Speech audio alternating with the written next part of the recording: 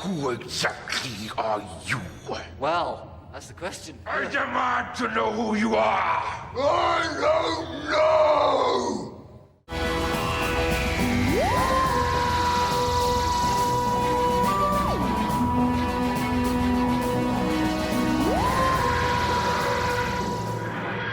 Hello, everybody. Welcome to the very first episode of TARDIS Talk, a Zeros to Heroes production. I am your host, Josh, and with me today we got Hunter. How you doing, my man? Hey, man, I'm doing well. How about you? I'm doing very good. So, TARDIS Talk is obviously a Doctor Who podcast, and Hunter here has never seen, or at least has seen, but has no memory of watching Doctor Who whatsoever from his younger years. So, this is a podcast just going through each episode of the new Doctor Who series and experiencing Hunter's reactions, thoughts, and just talking out each episode and what we enjoyed, what we liked, what comes in the future and everything. So, yeah, this is a podcast. This is a show for new fans. This is a show for old fans, current fans who want to experience someone's entry into the Doctor Who fandom. So, Hunter, why don't you tell us a bit about your very limited knowledge about Doctor Who? What do you think this show is about? In your So, own words. I mean, from what I really remember is there's this guy. He doesn't really know who he is. Ergo, Doctor Who. And he can die like as many times as like he wants, basically. And each time, he doesn't necessarily remember everything that happened as he died. I think, from what I remember. And I know that weeping angels exist. Those are like the that's about it. That's all I got. Weeping angels, yes. Yeah, we'll get to them quite a bit later into the series, but yes, they definitely exist and they are terrifying. Yeah. So yeah, what you said is not wrong. The Doctor can die. There is actually a limit to how many times he can die, or as the show says, or as the show is calls it, regenerates. Yeah. So I'm he can regenerate a total of I think it's a total of 12 to 13 times in a single regeneration cycle. And once that's done, he just dies. He's just dead. That being said, each regeneration can last at to however long the Doctor is able to live for. So sometimes he can be super fucking old, and sometimes he lasts maybe a month or two. But yeah, so let me give you a little bit of background into this new era of Doctor Who. So, Doctor Who was a show from the early 1960s. It aired in 1963 and ran 26 seasons all the way to 1989. And the BBC didn't pick it up again for 1990. It didn't cancel it, as most people think, but they just didn't pick it up. So they left the show on a Doctor Who movie. A Doctor Whovy, if you will. Yeah, definitely a Doctor Who movie. But after 1990, there was no Doctor Who content aside from maybe books and comic books, and maybe some audiobooks, until 2005, when Russell T Davies pitched a revival of the show to the BBC, and they said, heck yeah, let's do it. Let's bring Doctor Who back. So So that's this, why yeah, HBO Max, it's like season 2 is David Tennant. yes, yeah, well, yeah, and it also yes, but also during in this new revitalization, this new revision of Doctor Who, they started down with series 1 as well. So the old Who from 1960s up to the 1990 is 1 through 26. This Yeah. one is also 1 to 15. So So is it like a reboot? it's a reboot in the very loosest sense. Okay. Like the show is still canonically connected to the old Doctor Who series, but it's just basically a revitalization and just renewal of the Doctor Who energy and just its feel. Gotcha. Like during later seasons, you will get to see the connections to the old series, and you'll get to see what happened in between the series or in between the years that we lost. Like there is a story of what happened in between the ending of Old Who and the beginning of New Who, Okay. which is what a lot of people call the series starting from 2005 up onward, New Who. The series began again in 2005 with Christopher Eccleston, and the reason that we aren't starting with Christopher Eccleston, I will say that we're starting. I should preface that we're starting this with the Christmas Invasion, the first full episode with David Tennant. Is it because One of David my Tennant is really, really cool? Yes, David Tennant is really, really cool. Also, one of my personal favorite doctors, and one of the ones that I started out with. I started out watching Matt Smith when he began. Like, I That start, was the I guy after Tennant, right? yeah, he's the one after Tennant. Like when I started watching, it was maybe the first 2 episodes of Matt Smith were on, and so I saw those, loved it. Went back to watch Christopher Eccleston. I actually did go back to watch Christopher Eccleston. I didn't enjoy those episodes as much as I latched onto David Tennant's Doctor. So that's the only reason we're not starting with Eccleston is because I don't really gravitate towards Eccleston as much as David Tennant and Matt Smith as the starting doctors in You this know, new series. That doesn't mean we won't go and talk about David Eccleston's episodes in due time. I just want to start out with David Tennant, and arguably one of the best introductions to the Doctor. oh yeah, and you know what I think is really funny? Yeah. So I I started watching when I was a kid with my mom. We started with David Tennant. Oh yeah. And Yeah. I don't think I've ever heard anyone say that their favorite Doctor was the first one. Eccleston, David Eccleston, Yeah, or David sorry, Eccleston. Christopher Eccleston. Sorry, my bad. Christopher Eccleston. My bad. But yeah, the first Doctor with the reboot. Mhm. I don't think I've literally ever heard anyone say that he's their favorite, which is fair because I feel like they're getting their feet under them. You know what I mean? Yeah, yeah. No, there is a massive fan base around Christopher Eccleston's Doctor. I'm just not one of them. Like he is a beloved Doctor. Well, It I think to too m- is the actor can be fantastic, but if they oh haven't yeah. gotten their handle on the writing yet, Hmm. there's nothing he can do. Yeah, yeah, absolutely. Like I think I don't we as a fan base do not know exactly why he didn't fully enjoy his time on Doctor Who. Like he's hinted at it here and there, but we don't have a full grasp on that. That being said, some of his episodes are really good. Some of them are very 2005. That and you can see it with this Christmas special. The graphics, the CGI, the tone of the series is very 2005. Yeah.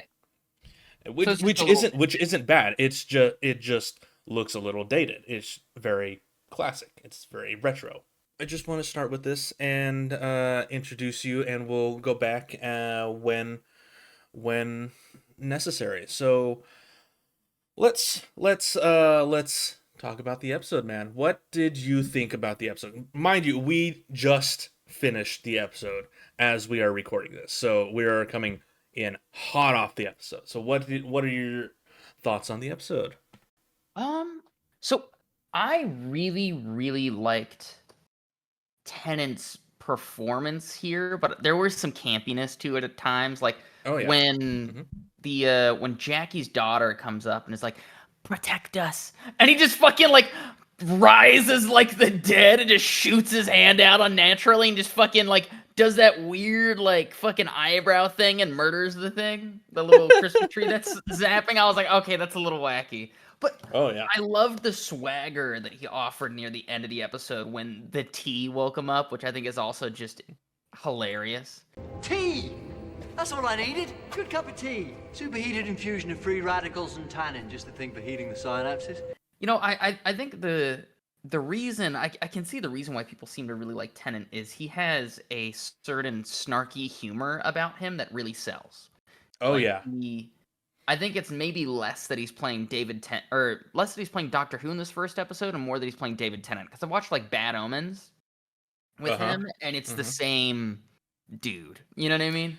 Yeah, yeah, I will say that this is obviously my first introduction to David Tennant, but seeing him throughout the years after this man has range.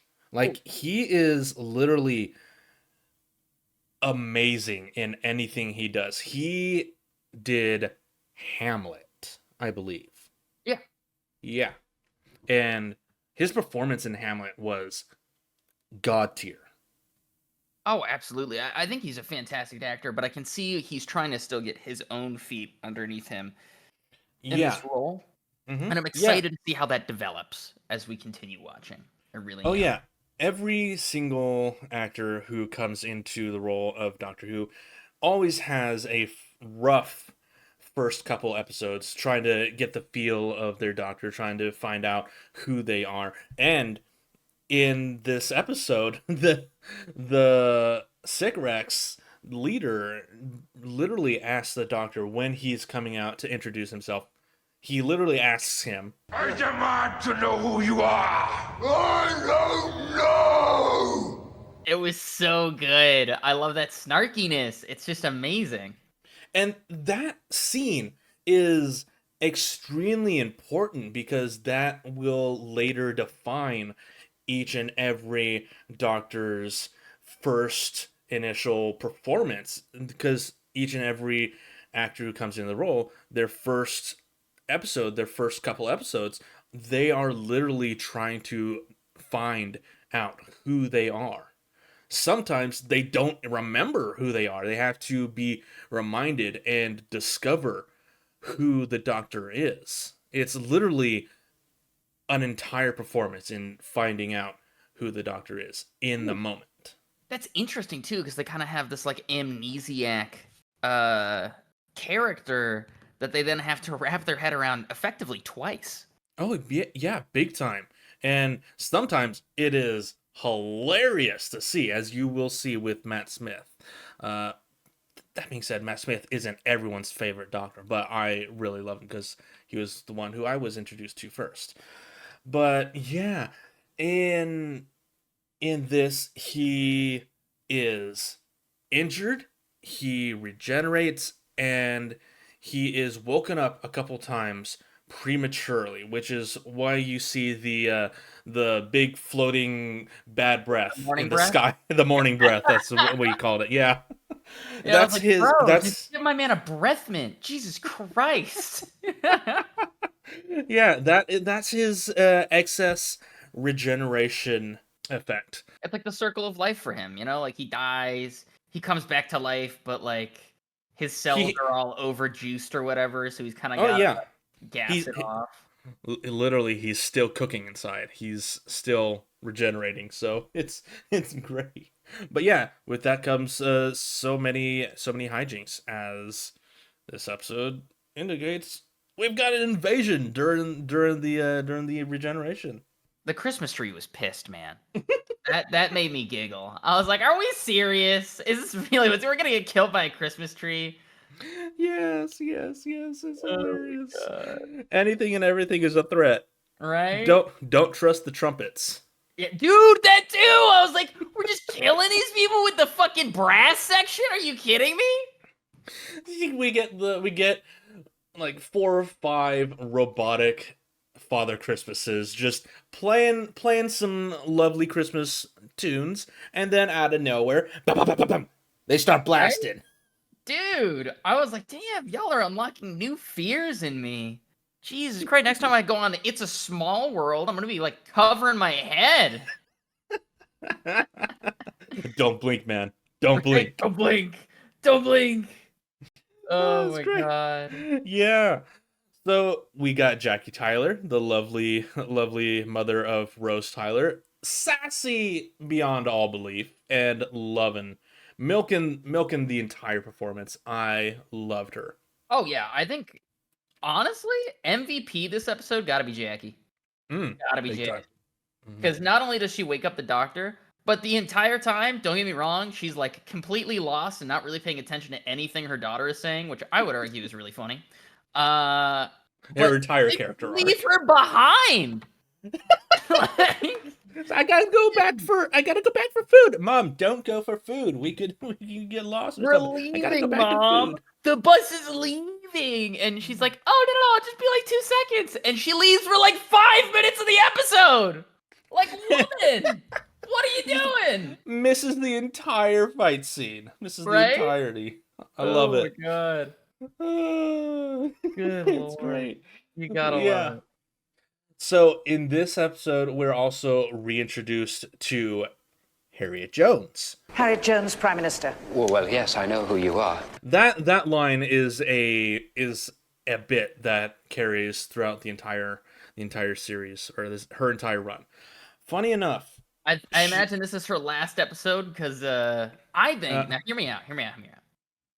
I think the Doctor has some like subtle telepathic bullshit going on because like at the end of the episode where he's like, "I could ruin your entire government with 6 words," and he goes, "She's looking quite tired, isn't she?"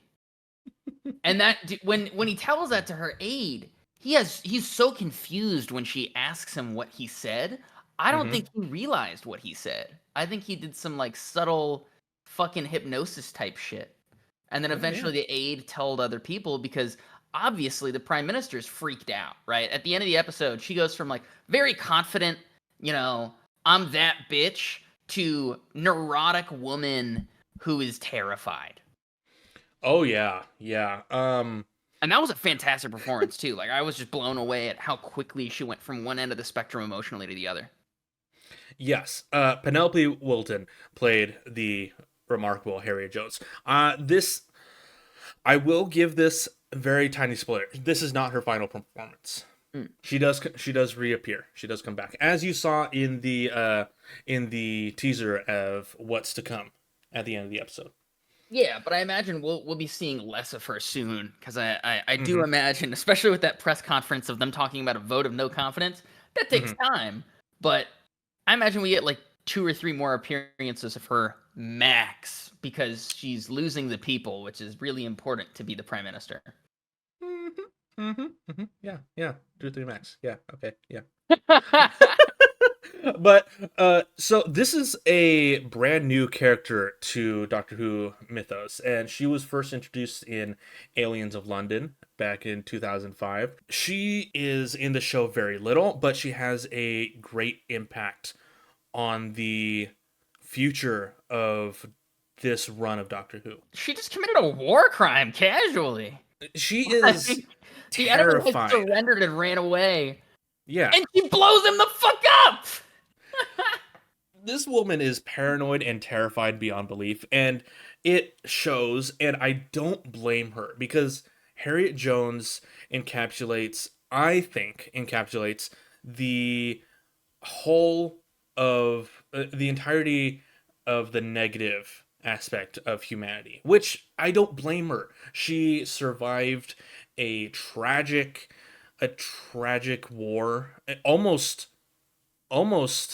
World War III. Like, she prevented World War III, but she survived that and knows aliens exist and can come again. So I understand her paranoia. I understand her fear, but she does embody all the negativity of the human race. Well, That hear me out. Hear me out. I think, yeah.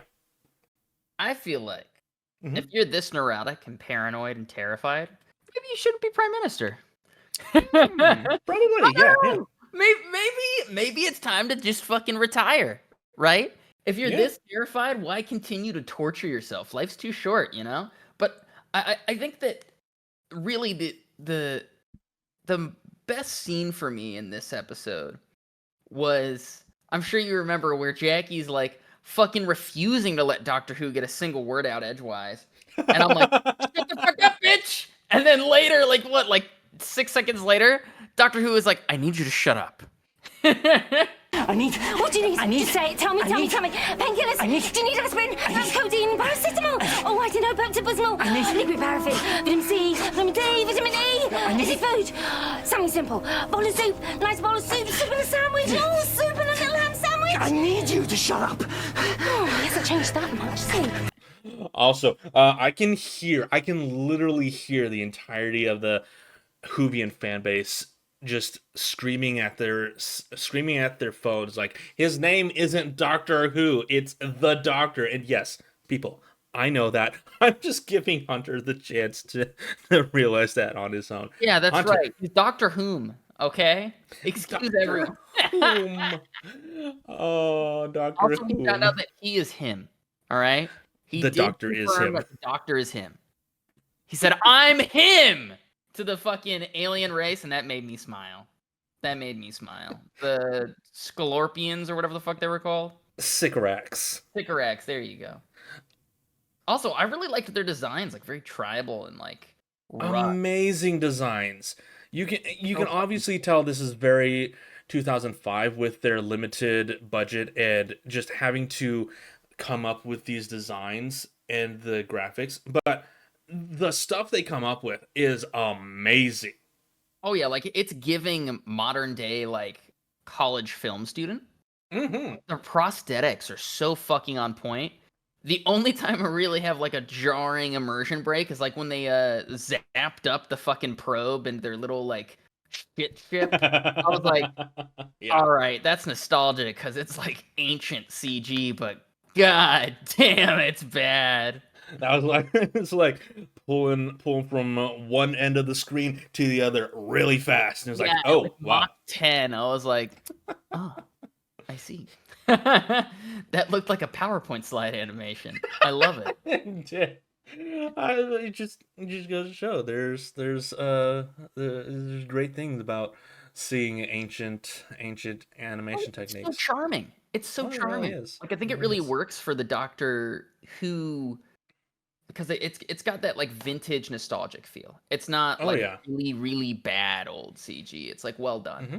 Very well done. Yeah, and you'll see throughout the years how they're able to improve and reinvent and just progress through the technologies of the age that come about, and it's really great. The Doctor is incapacitated throughout the majority of the episode, but during the end, it's just talking off the wall, just random bullshit that the Doctor is just encapsulating. He is babbling on. He's just trying to discover himself. And one of the funniest moments is like, look at me. Am I ginger? No. Oh, Fuck! I want to be ginger. No, that's so real, bro. And what's funny is we've never had a ginger Doctor.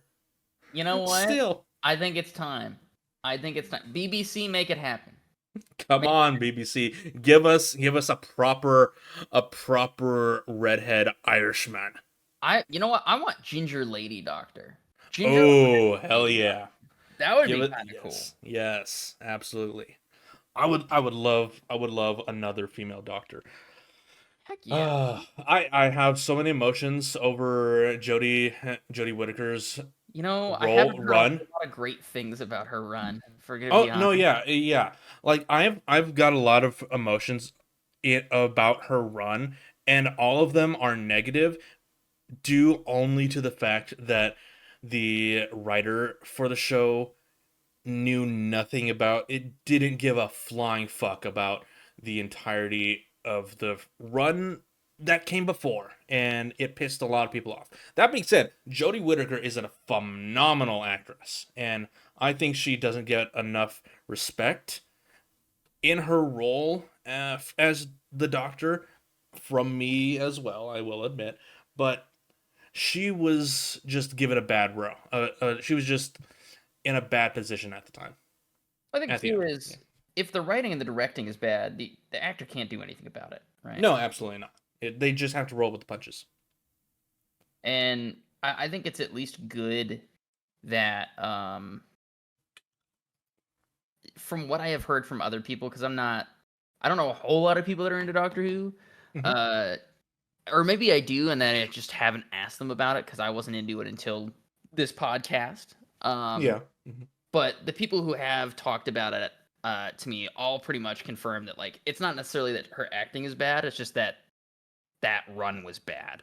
And although Yeah. there were times where her acting was also bad, which I think each doctor, from what I have been told, when I'm like, "What do you mean?" They're like, "Every doctor has a bad stint of acting."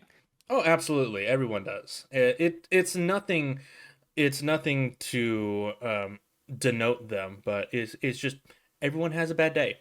I will say that I want to note that Russell T Davies is arguably one of the best showrunners, one of the best writers that that the new Doctor Who series has had in a long time. Like, he is the ideal showrunner, the ideal writer for Doctor Who because he understands it.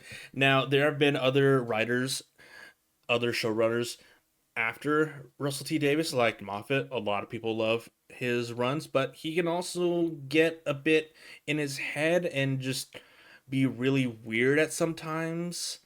And then you also get just like Chibnall, Yeah. and his run is just arguably the worst in the series that we've had so far. But now Russell T Davis is back with the brand new Doctor Who series. Like, he did the 60th anniversary episodes, the specials. He did all those with David Tennant. He did the ones with with Chuti Gatwa, and he will continue for the foreseeable future. And everyone is loving this fact and is so on board with it because he is arguably the best writer that Doctor Who has in its repertoire. So So far. he's kind of that guy is the best way to put it. For at least If right if now. you want to compare it to stuff that Hollywood is doing, he is the Kevin Feige of Doctor Who. Oh, okay, bet that makes Yeah, sense. yeah, absolutely. All right, so as we close this first episode out, Hunter, what do you hope to see in the next few episodes of Doctor Who? What from the teaser that we saw at the end of the episode, what are your expectations? What do you think is going to happen? Because I know quite a bit about what is going to happen. I haven't seen the entirety of David Tennant's run, but it's been a long time for me, so this is also a good refresher for me. But what do you think is going to happen just from the teasers? All right. So Lay it from on the me. teaser, first off, I wanna start this off with I don't like Prime Minister Lady, and I'm a little annoyed that she's gonna be in the next episode. Fuck that lady. Don't like her. But I think it seems like Prime Minister Lady's gonna help out the crew a little bit. All right. Just because it seems like she's not like actively doing anything bad to the crew through what we Mhm. saw. I think Doctor Who is gonna blow some stuff up because I saw some explosions. I'm on board for that. And then I think her name is Rose, right? The blonde chick with Doctor Who. Yes. Yeah, so I think Rose might be our central focus this next episode because we saw a lot of Rose in the little teaser. So I'm excited Yeah. to see how that kind of like plays out because I think so far we just saw Rose really panic, try really hard to emulate the Doctor. And I'm interested to see as the season, or I guess as this run of Tennant goes, how much better she gets at emulating the Doctor, because she seems kind of spooked most of the time so far, which is understandable. But I'm very interested to see her be less spooked in just normal everyday conversations with people too. Yeah, because you gotta understand that in the past, maybe like couple months, she went from being your run-of-the-mill everyday just British girl to flying around in a box with an alien from outer space and just going on adventures, and that is obviously very jarring. Yeah, it's bad. So yeah, absolutely. So I will say, I will inform you that yes, Rose Tyler is definitely going to be in the next episode. So the Doctor has companions. Each Doctor goes through a multitude of different companions that join him on his adventures for the majority of the series. Like, there are times when the Doctor has no companion and is just left to his own devices, and sometimes those are some of the most interesting episodes because you get to see into his thought process. You get to see into how he thinks, how he goes about just trying to save the universe on his own without someone to rein him in and just show him the humanity of things. Yeah. So that's pretty much the companion's role is in the story, is to keep him grounded, which I think is good too, because I imagine kind of like what we've seen in other popular media.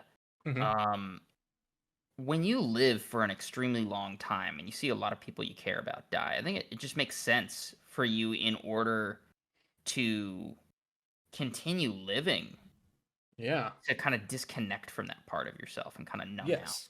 Absolutely. And I think it's good that he's like able to understand that and bring companions along the ride, so that way he's not kind of becoming a monster. Yes. True words have never been spoken, as you will see. What? How old do you think the Doctor is? I'm gonna say at least 4. No, but on a on a real note, I would say probably I'm gonna say 10,000 years. Whoa, wow. Close, but very, very far off. This Doctor, as of right now, is roughly 900 years old. Oh, okay. Yeah. So he's a pretty old guy. Oh, definitely. He's seen a lot of stuff. He has experienced a lot throughout his years. Oh yeah, that's super dope. He also seems like he's got some damage, honestly. He seems he's neurotic, like someone who's done some shit. Yeah, and that will definitely come into play a lot during the next couple series, the next couple seasons, especially with Matt Smith's run. You'll definitely see what happened to make him this damaged. So yeah, those are our thoughts on this very first episode with David Tennant, the Christmas Invasion. Yeah, Hunter, you thought this was a great episode? Yeah, I really liked it, man. I gotta say, I really am excited to see where Tennant goes, because I know I've seen him in other things where, like we were kind of talking about earlier, he has a really great range, and I'm excited to see him play this tortured, incredibly intelligent, immortal individual. Oh yeah, absolutely. Yeah. We'll definitely get a lot of that in future episodes. We'll get to see that side of him. So yeah, this has been a fun first episode.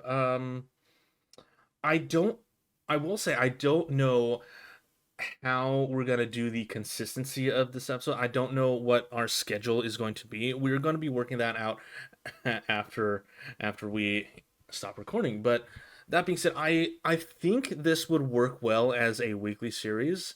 I'm not exactly sure, but we're just gonna workshop it as we go along. So if there does come a time where it's a long gap between episodes, just give us a minute. We're still workshopping this. We're still working this out. So Also, real life stuff comes up too. I know I'm gonna have I'm gonna have my wisdom teeth out in March, so I'm probably not gonna be talking for a while.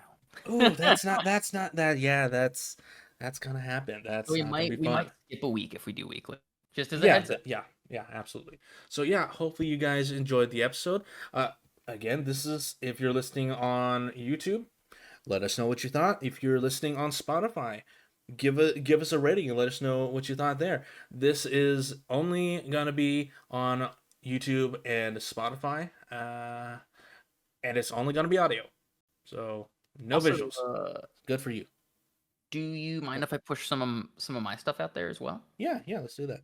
I mean, so you can find me online. Really, the only place I'm even semi-active at this point is twitch.tv/Daz the Ghost. That's DAZ the Ghost. Sometimes I play games there. I'm just a silly goofball. It is 18 plus though, so please, if you're a minor, don't watch my streams because I say big boy words, and don't want to be that guy.